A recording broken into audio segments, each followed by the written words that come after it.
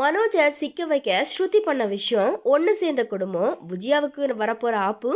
So இந்த மாதிரியான விஷயங்கள் குறித்தான் இன்னைக்கான சிறுகடிக்க ஆசை சீரியல் என்ன நடந்துச்சு அப்படிங்கிறத நம்ம பார்க்க போகிறோம். அதில் மனோஜ் தான் தங்க நகையை கவரிங் நகையாக மாற்றுறது அப்படிங்கிற மாதிரியா சந்தேகப்படுற முத்துவுக்கு ஸ்ருதியும் ரவியும் உதவி பண்ணுறாங்க. ஸோ அந்த வகையில் சிறுகடிக்க ஆசை சீரியலில் ஆரம்பத்துலேருந்தே ரோகிணி மட்டும் எந்த விஷயத்துலையுமே வீட்டில் மாட்டாமல் தப்பிச்சுக்கிட்டு இருக்கிறாங்க. இது ரசிகர்கள் மத்தியில் ஒரு அதிருப்தியை தான் ஏற்படுத்திட்டு வருது. அதே நேரத்தில் இந்த சீரியலில் கதாநாயகன் முத்து அண்ட் மீனாவுக்கு தான் ஒவ்வொரு வாரமுமே புதுசு புதுசாக பிரச்சனை வந்துக்கிட்டே இருக்குது.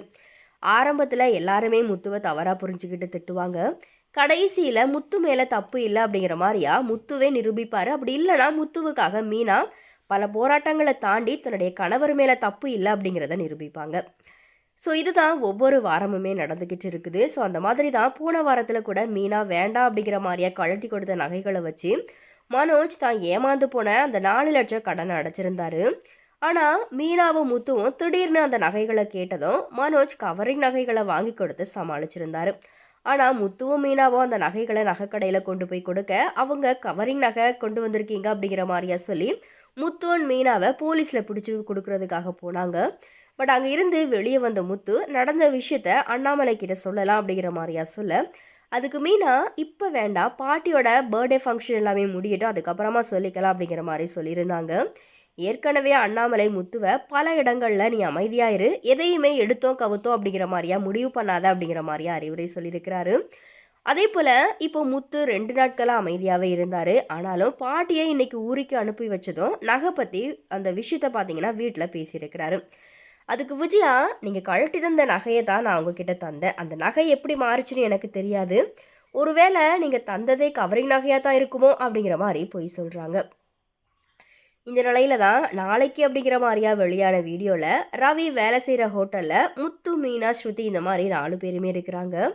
அப்போது ஸ்ருதி முத்து சொல்லி கொடுத்தது போலவே ரவிக்கு கால் பண்ணி நீங்கள் போன வாரத்தில் வாங்கின கவரிங் நகை பற்றி உங்களுடைய ரிவ்யூவை சொல்லுங்கள் அப்படிங்கிற மாதிரி சொல்ல, அதுக்கு மனோஜ் உண்மையை வளர போகிறாரு. இந்த ப்ரோமோ வெளியானதுமே அடுத்ததாக என்ன நடக்க போகுது அப்படிங்கிற எதிர்பார்ப்பை பார்த்தீங்கன்னா ரசிகர்கள் கிட்ட எகிர வச்சிருக்குது. வழக்கம் போலவே மனோஜ் இந்த முறையை மாட்டிக்கிட்டு வீட்டில் மேலும் 4 லட்சம் தரணும் அப்படிங்கிற மாதிரியா கடன் சொல்ல போகிறாரா, அப்படி இல்லைனா கடைசி நேரத்தில் சுதாகரித்து ஸ்ருதிக்கிட்ட நான் நகை வாங்கவே இல்லை அப்படிங்கிற மாதிரியா சமாளிக்க போகிறாரா அப்படிங்கிறத கண்டிப்பாக நம்ம வெயிட் பண்ணி தான் பார்க்கணும்.